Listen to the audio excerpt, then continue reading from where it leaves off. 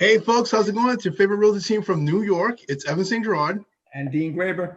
We got a special guest, the dynamic duo from Florida. We got Chuck and Deborah Morris. Guys, introduce yourselves.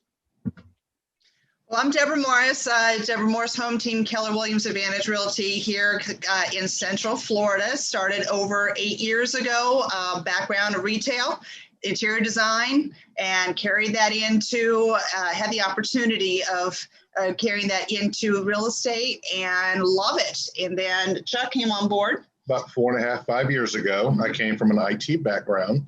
Which is my weakness. So the best way for a team to work is to complement each other's strengths and weaknesses. So the chores that she does not like to do, I excel in, and the chores that I dislike, she excels in. So. And of course, we've been married for over 20 years, so we pretty much know what each other's strengths and weaknesses are at this point. All right. Good to know. Good to know. Good. All right, so we'll start with some questions. Tell us about the areas that you cover in Florida. What are they located? As I spoke to before, we kind of call it down here the I-4 corridor.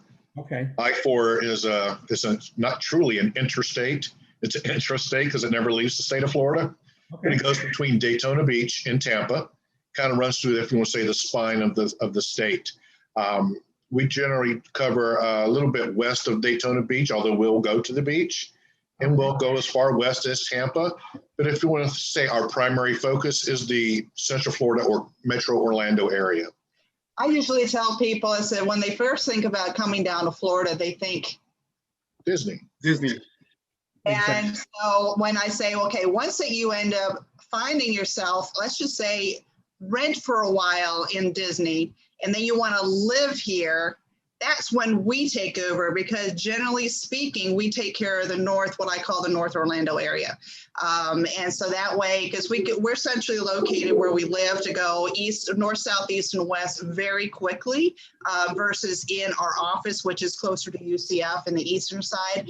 And we opt to work out of our home a lot because it is easier to get all the way down to Disney or all the way out west, which is developing out really, really fast.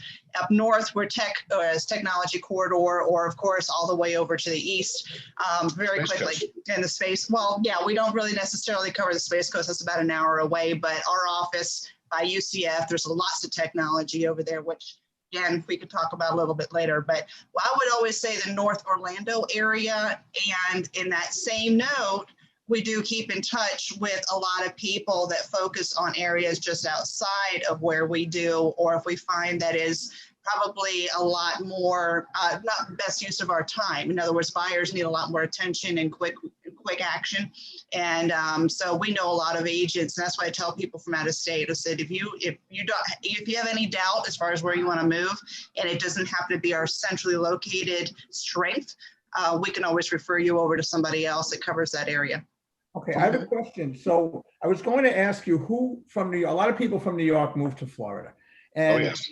They're young families, I'm thinking, and I'm always thinking no retirees, but you had mentioned the technology corridor. So are people relocating for job transfers there that you see? There is a great, it's ironic you were mentioning, young families are coming here because of the weather. Not only the weather, temperate and subtropical weather, but the fact that we have no state income tax.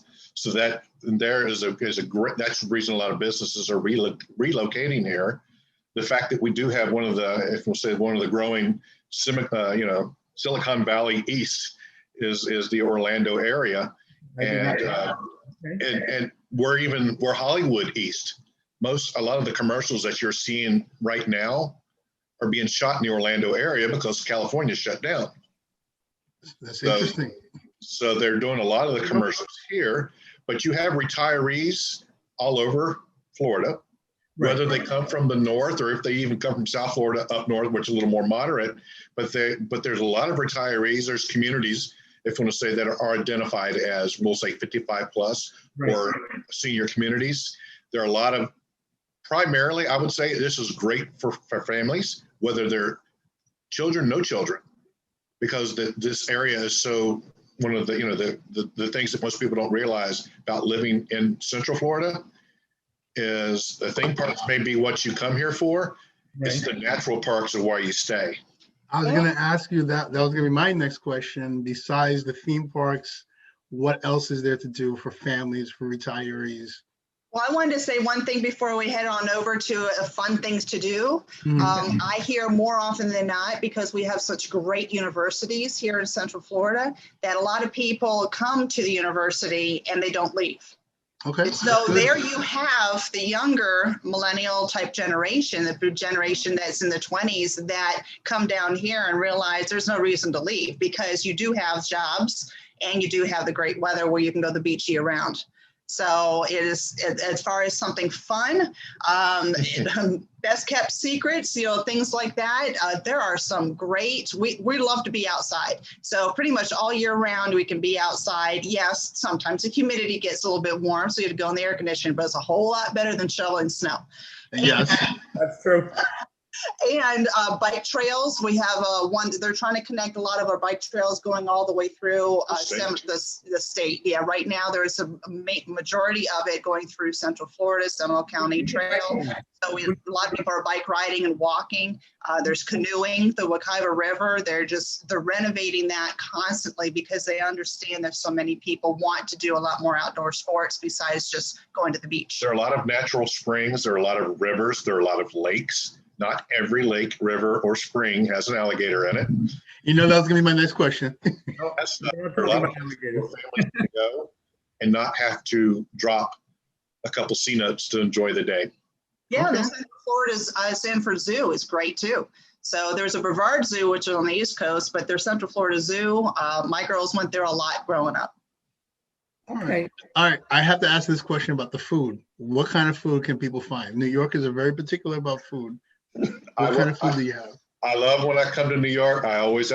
She knew it, because I was going for the food. I was supposed to be going for business. I was going for the food. I was a Dirty Water dog fan, man. I was always looking for my Dirty Water They're dogs. still here. They're still out there everywhere. They're still there. We call it street meat here, but continue. Yeah. Dirty dogs. Dirty dogs, man. But think of, this is a melting pot. So you think about the Hispanic culture that's here, the Haitian culture that's here, the Creole. There are so many, a lot of, if you want to say, New Yorkers that have moved down here, brought their, whether it be the Italian or the Greek, or there is no lack of variety. So if you have a certain palate, Central Florida has 1 or 2 restaurants minimum that will accommodate that palate. Okay. It's one of the more, you have the hospitality, which you think of the Universal and Disney, and the amusement parks, but you also have so many restaurants and a lot of restaurants come and go, unfortunately, here in Central Florida because of that. And it's great if people come from New York and they want to visit their family who's moved there. It's like, what, a 2.5-hour flight from JFK. There you go. I think it's really quick. Yeah, more, you think of it as an international airport, you can get a lot of places fast and get from other places very quickly as well. It's a great place to buy a winter home. And Sanford Airport's getting a lot bigger right now too. Yes. So that's a smaller airport. Think of it this way, we live about 30 minutes from the Orlando International Airport and probably about 15-20 minutes from the Sanford Airport, which is just north of us. So yes, they're getting a lot more flexible ways of getting here by airplane. And then once you're here, they're developing the Sunrail too. So that is nowhere close to New York, but that you could think of it like a subway. Okay. Call it more like the L. It's just, it's not, because It's very there are small no right now. subways in Florida. Yes, they're not underground, needless to say, because we're a swamp. We're a sand dune. But centrally, ideally, they're going to want to get to Disney and the airport, and then up north past us and following the I-4 corridor. And that's their goal right now. They're, I guess, the land, which is probably about a half an hour north of us, and then down to the airport, I believe. So again, they're still in the process of building it and extending it because of the fact that there are so many people moving to the Central Florida area all the time. A lot of opportunity there. So let's say we sell a home in Queens, New York, Queens or Nassau County. Average price point for our sellers mostly, say $500,000 to $600,000. Okay. What does that do for you down there? What could you swap for in your area? I'm thinking, see, 500 to 600. How much land do they want? The Well, point is, you can get a lot. You can get a very, very nice home. For example, we have a listing that'll be going shortly. I'd say it was a 4.3 on just shy of 2 acres of land. Did you say 2 acres? 2 acres Wow. of land. In a very highly desired area, because it's all a bunch of new $1 million homes built around it. You know, $500,000, it was $700,000 houses built around it. That is right, really close to one of our technology communities, corridors up there. And so, yeah, it's again, it is just a matter of deciding where. A lot of new construction, you got to go way far out. I used to say that new construction down here, you can get basically right now for, I would say maybe 2,500 square feet home, probably about 400-ish on up. And now we're going to, even when you have first-time home buyers that are in the area that want something, you know, the 250 to 300 price range, that's very hard to find pre-existing. And then, of course, the new construction, forget it. What can you explain what you mean by pre-existing, just so people are clear? Something that is not brand new, something that somebody That's else a has lived resale. in at least one time. Okay. All right. If you think of residential real estate, there's new construction, which is a brand new home no one's ever lived in. Right. Then there's pre-existing or resale of a residential home. Someone's previously lived in a home. Okay, but is it safe to say if somebody wants to sell a home in Queens, New York, a 1,300 to 1,400 square foot home, they could swap that out for a 2,500 square foot home, a little more, 4 or 5. and for 400,000 and put 200 in the bank to feel comfortable? Easy, Yeah. easy, Wow. Yeah. easy. Now, That's they want what I think the- people would be looking for. Yeah, the only point I was saying before is the fact that new construction, you got to go further out. Now, I overheard on one of your old interviews the fact of the hour and 15-minute to hour and a half drive to work. Yeah. You don't have to worry about that in Orlando yet. Okay. That's also the reason they developed the speed trains, because of the fact that the area is growing so much. They recognize you need the transit. Yeah. So you're still close enough, and I'm from the DC area, so I'm used to calling it the Beltway, and they are finishing up the northwest side. So ultimately, you're going to be able to go all the way around the Central Florida area like a Beltway very soon as well. So that'll make it a lot easier to buy those properties that are a little bit further out, and then just get onto the interstate and then go. They are toll roads. You know, it's connecting a lot of communities, then it sounds like. Yes. Exactly. A lot of the remote communities where everyone wanted to live, but they were so far away, they didn't make the commute worth the while, Okay. are now, what was a 40-minute drive is now a 15-minute drive with the toll road. Okay. And you're able to get an acre, 2 acres, 3 acres. You want horses, there's 5-acre ranches. You can get all that for your 600,000, not a problem. Wow. So it sounds like a little bit of a different lifestyle down there than it might be up here. What's the condo lifestyle like in that area, in those areas? More condos and townhomes are being built constantly because of the price of land going up. And so, yes, we do definitely have condos. If you wanted to find something that was just a 1-bedroom studio to start off with, you may be able to find something still around, 100, 150,000, but you find rental prices are just going up like crazy. So whether you be downtown or whether you be a little bit further out there, they're getting a lot more popular. Both. With the condo for 150, 200, and you mentioned good rental market there, is it worthwhile to invest in a condo down there? This is where you want to diversify your portfolio. This is where you would want to invest it, because the rents outpace the mortgages Okay. by To far. know? We tell everybody in this area who rents, if you can afford to pay your rent, you can afford to buy a home, because the rents are so high right now. Yep. Right. So we know that we have a lot of New Yorkers that have second homes in Florida. Would you suggest that people continue to do that as well? Definitely. I'd always recommend diversify your portfolio like that. That's beautiful. You think about it, if they decide to keep the home and later decide to retire down here, they can rent the home in New York. It's a good idea. Look at that. Hey, which brings me to the thought of, you mentioned about revealing some secrets about Central Florida. Yeah. What little secrets can you give us? Stuff that people don't know commonly. The leaves do change color in Florida. Get out of here. Say that again. It takes forever, but they do. Oh, no, the point is, depending on the type of leaves, everybody keeps saying they got to end up going up to New York or going up to the mountains to see the leaves change. You see some beautiful leaves change. And you do get to wear your winter coat for about 2 weeks a year. What do you guys consider winter, by the way? Wait a minute. Unless you're like us, it might be a day or two. And you still wear shorts in I January. still wear shorts in January. I'm like, it's not that cold. What do you guys consider winter for you guys in your areas? Well, if it goes down to the 20s at night, it's a little bit chilly, and maybe 40s in the morning getting off to work at 50s, I'm going to be putting a jacket on. We've had days where it didn't get above freezing. We've actually had those days. Yeah. I'm sorry, Dean, you were saying something? That's cold for here too. It's not unusual for January that the daytime highs will be mid 50s, maybe 60. At night, it may get down to in the 30s, but that's, maybe 40 degrees and 60, 65 in the day. So people still say, some New Yorkers still say, I like the seasons, not the snow and not the shoveling and not the extreme winter, but they still like a little bit of the season. So it sounds like you're not giving all of that up either. You're just, moderate. And just a short drive from Orlando is the Ocala National Forest. You want to go see the leaves change.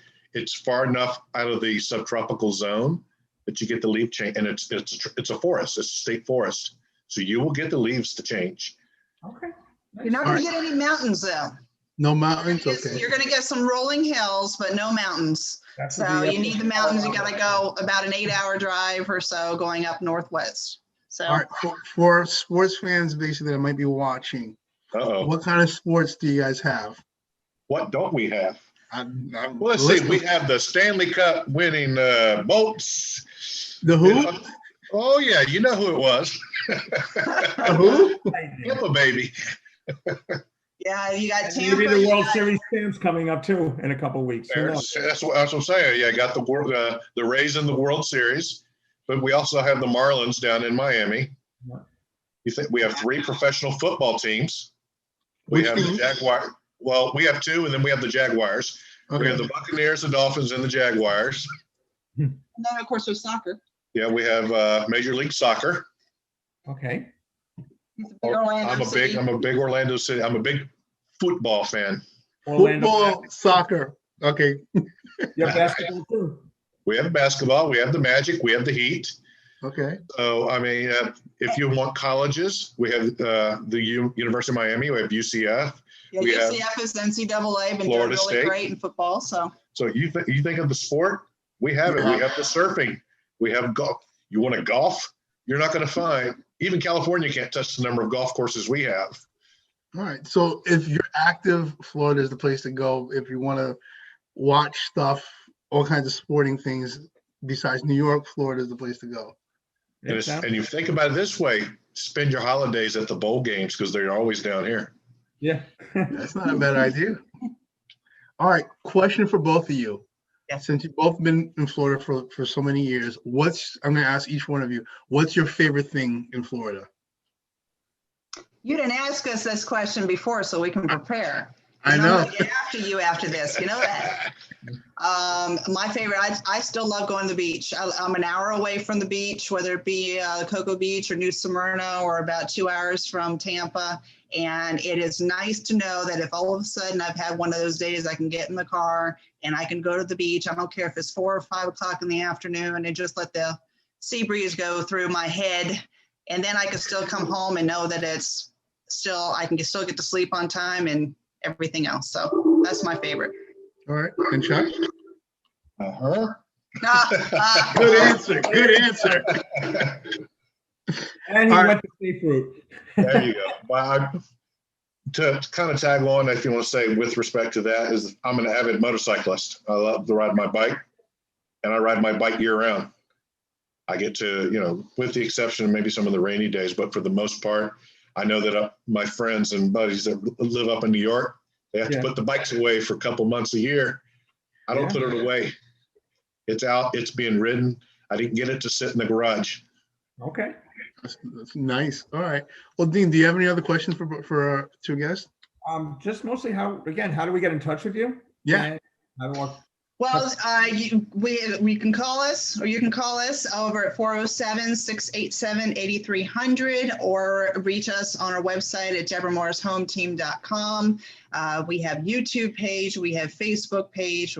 Chuck keeps up with the Instagram and all those other social media things. You just Google us up, and you can text us. So pretty much all the above. And if you'd like to email us, it's info@DeborahMorrisHometeam.com. That's info@DEBORAHMORRIS hometeam.com. Awesome. Guys, thank you so much for doing this. I'm just gonna I say, learned a lot about your area, so I'm sure a lot of other people will also. I'm hoping that they do, and I think this is great. Any friend of the NWE team is a friend of ours. Yeah. beautiful, beautiful. Next time you're down here on vacation, give us a call. We definitely will. We definitely will. All right, guys, thank you so much. Thanks for watching. Don't forget to like, share, and subscribe. If you're thinking of selling, you're in Queens, Long Island, Brooklyn, or the Bronx, give either myself or Dean a call. Dean, how can they reach you? Call or text me at 516-527-9549, or my email is my name, deangraber@kw.com. And you can reach me at 917-975-5985. My email address is my first name, evantz@yahoo.com. Thank you for watching, and don't forget to like, share, and subscribe. Have a good one. Bye, guys. Bye. Bye-bye now.